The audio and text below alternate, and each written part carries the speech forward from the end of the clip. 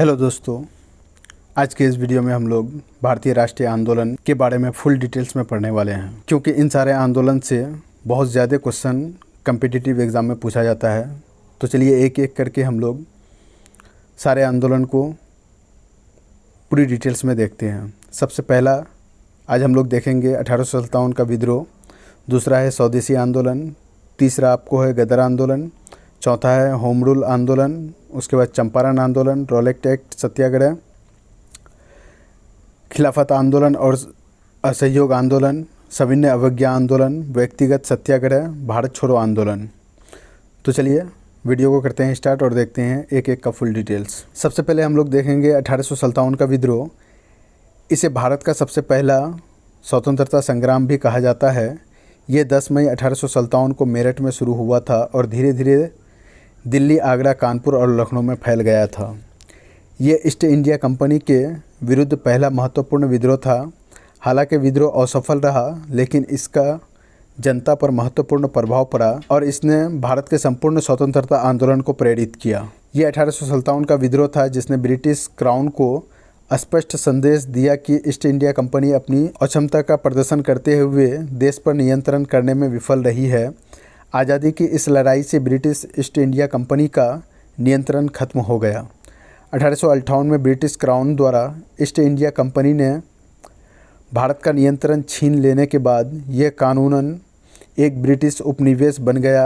इसके बाद भारत पर गवर्नर जनरल के माध्यम से सीधे ब्रिटिश सरकार का शासन होने लगा। तो इस 1857 के विद्रोह का सबसे पहला स्वतंत्रता सेनानी आपका था मंगल पांडे। दूसरे नंबर पे है स्वदेशी आंदोलन, 1905 से 1911 तक चला था। स्वदेशी आंदोलन 1905 में बंगाल के विभाजन के लिए लॉर्ड कर्जन की घोषणा पर परिणाम था। इस आधार पर पूरे बंगाल की आबादी पर शासन करना मुश्किल होगा। हालांकि अंग्रेज़ों ने राष्ट्रवादी एकता को कमज़ोर करने के इरादे से बंगाल को 2 प्रांतों में विभाजित करने की घोषणा की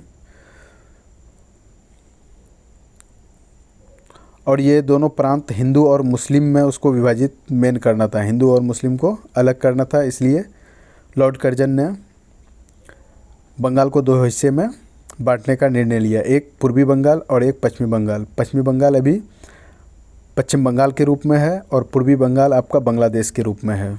7 अगस्त 1905 को कलकत्ता टाउन हॉल में आयोजित एक सम्मेलन में बहिष्कार प्रस्ताव को अपनाया गया। इस प्रकार स्वदेशी आंदोलन की स्थापना हुई और इसके पहले खंडित नेतृत्व को एक नेतृत्व में लाया गया, यानी कि अलग अलग जो लोग नेतृत्व कर रहे थे, विद्रोह कर रहे थे, सबको एक जगह ला करके शामिल किया गया। स्वदेशी आंदोलन का लक्ष्य ब्रिटिश समकक्षों को निंदा करते हुए स्थानीय वस्तुओं और सेवाओं के उपयोग को प्रोत्साहित करना। इससे भारत की आर्थिक स्थिति में सुधार हुआ और अंग्रेज़ों को यह प्रदर्शित हुआ भारतीय स्वतंत्र रूप से रह सकते हैं। जब खुलेआम ब्रिटिश उत्पादों को आग लगाई गई तो यह आंदोलन हिंसक हो गया। इस मुद्दे को सुलझाने के लिए अंग्रेज़ों ने आंदोलनकारियों को हिरासत में लेना शुरू कर दिया और अंततः बंगाल का विभाजन कर दिया। स्वदेशी आंदोलन भारतीय इतिहास में एक महत्वपूर्ण मोड़ था, क्योंकि इसने देश की एकता का प्रदर्शन किया और लोगों को ये देखने में मदद की कि यदि वे एकजुट हो गए तो वे अंग्रेज़ों को हरा सकते हैं। गदर आंदोलन 1914 से 1917 ईस्वी तक चला था। गदर आंदोलन भारत की स्वतंत्रता की खोज में एक महत्वपूर्ण मोड़ था। 20वीं सदी की शुरुआत में रोजगार की तलाश में कनाडा आने वाले भारतीय प्रवासियों की संख्या को कम करने के लिए नस्लीय भेदभाव पर आधारित कई कड़े आवर्जन कानून बनाए गए थे। कोमागाटामारू हादसा। कनाडा से कोमागाटामारू नाम एक जहाज़ जो भारत से प्रवासियों को लेकर आ रहा था उसे वापस भेज दिया गया। जब जहाज़ भारत वापस आ रहा था तो ब्रिटिश पुलिस के साथ झड़प में जहाज़ के कई यात्री मारे गए या हिरासत में ले लिए गए। कोमागाटामारू प्रकरण ने दुनिया भर का ध्यान आकर्षित किया और मानव अधिकारों के उल्लंघन और नस्लवाद के लिए इसकी निंदा की गई। इस प्रकरण ने गदर पार्टी को औपनिवेशिक शासन के खिलाफ अपने संघर्ष में शामिल होने के लिए प्रेरित किया और इसलिए इसने अप्रत्यक्ष रूप से स्वतंत्रता के लिए भारतीय संघर्ष को बढ़ावा दिया। क्रूर ब्रिटिश दमन के बाद गदर आंदोलन कमज़ोर पड़ने लगा। 1917 में प्रथम विश्व युद्ध की समाप्ति के बाद गदर पार्टी एक कम्युनिस्ट और एक समाजवादी गुट में विभाजित हो गई। गदर आंदोलन को असाधारण बहादुरी, शर्म और परिश्रम की कहानियों के रूप में जाना जा सकता है, जिसने विदेशों में रहने वाले प्रत्येक भारतीयों को प्रभावित किया। इसके नेताओं के शक्तिशाली भाषणों ने भारत में ब्रिटिशों के कुशासन के खिलाफ प्रवासी राय को आकार दिया। ये वास्तव में एक प्रमुख संघर्ष के रूप में योग्य है, जिसने लोगों को स्वतंत्रता के लिए लड़ने के लिए प्रेरित किया और भविष्य की किसी अन्य कार्रवाई के लिए बीज बोया। होम रूल आंदोलन 1916 से 1918। होम रूल आंदोलन ने प्रथम विश्व युद्ध के प्रति देश की प्रतिक्रिया और ब्रिटिश शासन के प्रति विरोध व्यक्त करने का एक शक्तिशाली साधन के रूप में कार्य किया। होम रूल आंदोलन अप्रैल 1916 में बेलगाम में बाल गंगाधर तिलक द्वारा और बाद में सितंबर 1916 में मद्रास में एनी बेसेंट द्वारा शुरू किया गया था। इस आंदोलन का लक्ष्य ब्रिटिश सरकार के हस्तक्षेप के बिना स्वशासन प्राप्त करना था। आंदोलन ने राजनीतिक जागरूकता बढ़ाकर और ब्रिटिश शासन के विरोध में राष्ट्र के लिए एक बड़ा राजनीतिक प्रतिनिधित्व इकट्ठा करके भारत और उसके लोगों की ताकत का प्रदर्शन करने की मांग की। इस आंदोलन के परिणाम स्वरूप 1917 में मोंटेग घोषणा हुई, जिसमें कहा गया कि प्रशासन में भारतीयों का अधिक प्रतिनिधित्व होगा, स्वशासन के लिए संस्थाओं के विकास को बढ़ावा दिया जाएगा और अंततः भारत में जिम्मेदार सरकारें लाई जाएगी। चंपारण सत्याग्रह 1917। चंपारण आंदोलन स्वतंत्रता संग्राम के दौरान महात्मा गांधी जी का सविनय अवज्ञा का पहला कार्य था, जो 1917 में चंपारण के बिहार क्षेत्र में हुआ था। नील की खेती करने वाले एक किसान राजकुमार शुक्ला ने गांधी को उन किसानों की दुर्दशा देखने के लिए चंपारण आने के लिए प्रेरित किया, जो दमनकारी नियमों और उच्च करों के अधीन थे। 3 कठिया प्रणाली के तहत उन्हें ब्रिटिश उपनिवेशवादियों द्वारा नील की खेती करने के लिए मजबूर किया गया था। 3 कठिया का मतलब होता है 20 हिस्सा में से आपको 3 हिस्सा में नील की खेती करना होगा। और नील की खेती करने का सबसे बड़ा नुकसान ये था कि ज़मीन वहाँ का बंजर हो जाता था जहाँ पे नील की खेती होती थी, जिससे किसानों को बहुत ज़्यादा नुकसान होता था। गांधी ने बागान मालिकों और ज़मींदारों के खिलाफ अहिंसक विरोध प्रदर्शन आयोजित करने के लिए स्थानीय किसानों और जनता से समर्थन इकट्ठा किया और परिणाम स्वरूप सरकार ने दमनकारी 3 कठिया प्रणाली को ख़त्म करने का फैसला किया। इसके अतिरिक्त किसानों को उनसे लिए गए धन के एक हिस्से से मुआवजा दिया गया। रॉलेट सत्याग्रह शुरू करने से पहले गांधी जी ने 1917 और 1918 के दौरान चंपारण, अहमदाबाद और खेरा में 3 विरोध प्रदर्शन आयोजित किए। हालांकि चंपारण सत्याग्रह सबसे पहले आयोजित किया गया, लेकिन सत्याग्रह शब्द का इस्तेमाल पहली बार रॉलेट एक्ट विरोध के दौरान किया गया था, जिसका अर्थ है विरोध का एक अहिंसक तरीका। रॉलेट सत्याग्रह 1919 ब्रिटिश भारतीय सरकार द्वारा पारित अराजक और क्रांतिकारी अपराध अधिनियम 1919 को अक्सर रॉलेट एक्ट के नाम से जाना जाता है। इस अधिनियम ने सरकार को आतंकवादी गतिविधियों में शामिल होने के किसी भी आरोपी को बिना किसी मुकदमे के 2 साल तक जेल में रखने का अधिकार दिया। रॉलेट एक्ट द्वारा प्रेस की स्वतंत्रता को भी गंभीर रूप से प्रतिबंधित कर दिया गया था। ब्रिटिश सरकार ने अनुसूचित रॉलेट एक्ट के विरोध में महात्मा गांधी ने 6 अप्रैल 1919 को अहिंसक सत्याग्रह शुरू किया, जिसे रॉलेट सत्याग्रह कहा जाता है। देशव्यापी हड़ताल की घोषणा की गई और लोगों दमनकारी कृत्य के खिलाफ बैठ के आयोजित करने कहा और काम पर जाने से परहेज करने को कहा। जहां दिल्ली में हड़ताल सफल रही, वहीं पंजाब और कुछ अन्य जगहों पर हिंसा देखी गई। इसलिए हिंसा के मद्देनज़र गांधी जी ने हड़ताल स्थगित कर दी। 13 अप्रैल 1919 को अमृतसर में हुआ कुख्यात जलियांवाला बाग हत्याकांड भी रॉलेट एक्ट के विरोध का परिणाम था। यह घटना भारतीयों के लिए भारत की स्वतंत्रता के लिए और भी कठिन संघर्ष करने का एक बड़ा कारण थी। खिलाफत आंदोलन और असहयोग आंदोलन 1920। खिलाफत आंदोलन, जिस तरह से अंग्रेज़ों ने तुर्की में खलीफा को गद्दी से हटाया, उससे भारतीय मुसलमान खुश नहीं थे।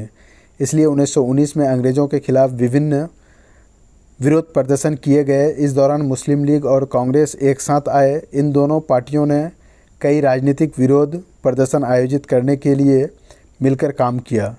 ये आंदोलन प्रारंभ में 31 अगस्त 1920 को शुरू किया गया था, जब खिलाफत समिति ने असहयोग का अभियान शुरू किया था। महात्मा गांधी के नेतृत्व में राष्ट्रीय कांग्रेस ने 5 सितंबर 1920 को असहयोग आंदोलन शुरू किया। असहयोग आंदोलन भारत के स्वतंत्रता संग्राम में प्रमुख आंदोलन में से एक है। इसकी शुरुआत गांधी जी ने खिलाफत आंदोलन के समर्थन में की थी। इसका उद्देश्य स्वतंत्रता के लिए भारत के संघर्ष को प्रतिबिंबित करने के लिए प्रमुख सामाजिक कार्यक्रमों, आयोजनों, कार्यालयों और स्कूलों का बहिष्कार करना था। अपनी घोषणा में गांधी जी चाहते थे कि लोग स्वदेशी सिद्धांतों को अपनाएं और समाज से छुआछूत के उन्मूलन के लिए काम करें। हजारों भारतीयों द्वारा सरकार के खिलाफ खुला अहिंसक विरोध एक सच्चा जन आंदोलन था। भारतीय राष्ट्रीय कांग्रेस ने स्वशासन या स्वराज्य का आह्वान किया और विरोध करते समय केवल अहिंसक तरीकों का इस्तेमाल करने को कहा गया। हालांकि फरवरी 1922 में चौरी चौरा की घटना के बाद, जहां पुलिस और प्रदर्शनकारियों के बीच लड़ाई के दौरान हिंसक भीड़ ने एक पुलिस स्टेशन में आग लगा दी, जिसमें 22 पुलिसकर्मी मारे गए, गांधी जी ने आंदोलन को समाप्त करने का फैसला किया। सविनय अवज्ञा आंदोलन 1930। महात्मा गांधी ने औपनिवेशिक भारत में एक अहिंसक सविनय अवज्ञा आंदोलन का नेतृत्व किया, जिसे नमक मार्च के नाम से जाना जाता है, जिसे नमक सत्याग्रह, डांडी मार्च और डांडी सत्याग्रह के नाम से भी जाना जाता है। 1930 तक कांग्रेस पार्टी ने घोषणा की थी कि मुक्ति आंदोलन का एकमात्र लक्ष्य पूर्ण स्वराज या पूर्ण स्वतंत्रता होना चाहिए। 26 जनवरी 1930 को पूर्ण स्वराज दिवस घोषित किया गया। यह आंदोलन 1930 में तब शुरू हुआ जब अंग्रेज़ों द्वारा नमक की बिक्री और संग्रह पर लगाए जाने पर भारतीय नाराज़ हो गए और गांधी जी ने सरकार की अवज्ञा में नमक कर को तोड़ने का फैसला किया। 12 मार्च 1930 को महात्मा गांधी ने साबरमती आश्रम से गुजरात के समुद्री तटीय शहर दांडी तक लोगों के एक बड़े समूह का नेतृत्व किया, जहां उन्होंने कानून का उल्लंघन करते हुए समुद्री जल से नमक का उत्पादन किया। पूरे देश में आंदोलन फैलने के कारण 60,000 से अधिक लोगों को हिरासत में ले लिया गया, जिसमें महात्मा गांधी भी शामिल थे। 1931 में जब गांधी जी को अंततः जेल से निकलने की अनुमति दी गई तो उनकी मुलाकात लॉर्ड इरविन से हुई, जो सविनय अवज्ञा आंदोलन और उसके कारण मीडिया का ध्यान आकर्षित होने पर रोक लगाने के इच्छुक थे। गांधी इरविन समझौते में यह शर्त लगाई गई कि भारतीयों को घरेलू उपयोग के लिए नमक का उत्पादन करने की अनुमति देने के बदले में सविनय अवज्ञा आंदोलन अभियान को समाप्त कर दिया जाएगा। लॉर्ड इरविन ने भी भारतीयों की नज़रबंदी हटाने पर सहमति व्यक्त की। गांधी जी ने लंदन के दूसरे गोलमेज सम्मेलन में समान रूप में भाग लिया, जबकि लंदन में 3 गोलमेज सम्मेलन हुआ, जिसमें कि सिर्फ दूसरा गोलमेज सम्मेलन में महात्मा गांधी भाग लिए थे, लेकिन तीनों गोलमेज सम्मेलन में डॉक्टर भीमराव अंबेडकर भाग लिए थे। व्यक्तिगत सत्याग्रह 1940। भारतीय राष्ट्रीय कांग्रेस के नेता भारतीय लोगों की सहमति के बिना 1939 में भारत के द्वितीय विश्व युद्ध में घसीटने के लिए ब्रिटिश सरकार से नाखुश थे। युद्ध के लिए भारतीयों का समर्थन ब्रिटिश सरकार द्वारा अत्यधिक वांछित था और परिणाम स्वरूप वायसराय लिनलिथगो ने सिफारिश की एक श्रृंखला की पेशकश की, जिसे अगस्त प्रस्ताव के नाम से भी जाना जाता है। द्वितीय विश्व युद्ध में समर्थन के बदले में भारतीय राष्ट्रवादियों द्वारा भारत में एक अंतरिम सरकार की मांग के बाद भारतीयों का अपना संविधान बनाने की स्वतंत्रता को पहली बार अगस्त प्रस्ताव 1940 में स्वीकार किया गया था। हालांकि अगस्त प्रस्ताव में कहा गया था कि युद्ध के बाद भारत के संविधान का मसौदा तैयार करने के लिए एक प्रतिनिधि भारतीय निकायों की स्थापना की जाएगी और इसे प्रभुत्व का दर्जा दिया जाएगा। कांग्रेस ने अगस्त 1940 में वर्धा में अपनी बैठक में एक प्रस्ताव को अस्वीकार कर दिया और औपनिवेशिक शासन से पूर्ण स्वतंत्रता की मांग की। स्वतंत्रता अभिव्यक्ति के अधिकार को बनाए रखने के लिए महात्मा गांधी द्वारा व्यक्तिगत सत्याग्रह शुरू किया गया था। 1940 में जो वर्धा में भारतीय राष्ट्रीय कांग्रेस का अधिवेशन हुआ था उसका अध्यक्ष था मौलाना अबुल कलाम आज़ाद। ब्रह्मदत्त, विनोबा भावे और जवाहरलाल नेहरू पहले 3 सत्याग्रही थे। सत्याग्रहियों ने दिल्ली की ओर एक मार्च भी शुरू किया जिसे दिल्ली चलो आंदोलन कहा गया। हालांकि आंदोलन गति पकड़ने में विफल रहा और दिसंबर 1940 में रद्द कर दिया गया, लेकिन इसने अंग्रेज़ों को भारी दबाव डाल दिया। भारत छोड़ो आंदोलन 1942, जब क्रिप्स मिशन जो मार्च 1942 में आया था, भारत के मुद्दों के लिए किसी भी प्रकार के संवैधानिक उपाय का वादा करने में असमर्थ था, तो कांग्रेस ने व्यापक सविनय अवज्ञा आंदोलन का आह्वान किया। भारत में स्वतंत्रता आंदोलन के विचार को 14 जुलाई 1942 को वर्धा बैठक में कांग्रेस कार्य समिति द्वारा स्वीकार किया गया था। गांधी जी ने अंग्रेज़ों को भारत छोड़ने के लिए मजबूर करने के प्रयास में अगस्त 1942 में यह आंदोलन शुरू किया। इस अभियान, जिसे भारत छोड़ो आंदोलन के नाम से जाना जाता है, ने ब्रिटिश उपनिवेशक अधिकारियों को भारत छोड़ने पर विचार करने के लिए मजबूर किया। आंदोलन का परिणाम यह हुआ कि कांग्रेस को एक गैरकानूनी संघ घोषित कर दिया गया और पूरे देश में उसके कार्यालयों पर छापे मारे गए, नेताओं को गिरफ्तार कर लिया गया और इस घटना से अराजकता फैल गई। सरकार के भारी दमन के बावजूद लोग घबराए नहीं और अपना संघर्ष जारी रखा। इस आंदोलन ने पूर्ण स्वतंत्रता की मांग को स्वतंत्रता आंदोलन में शीर्ष एजेंडा में रखा।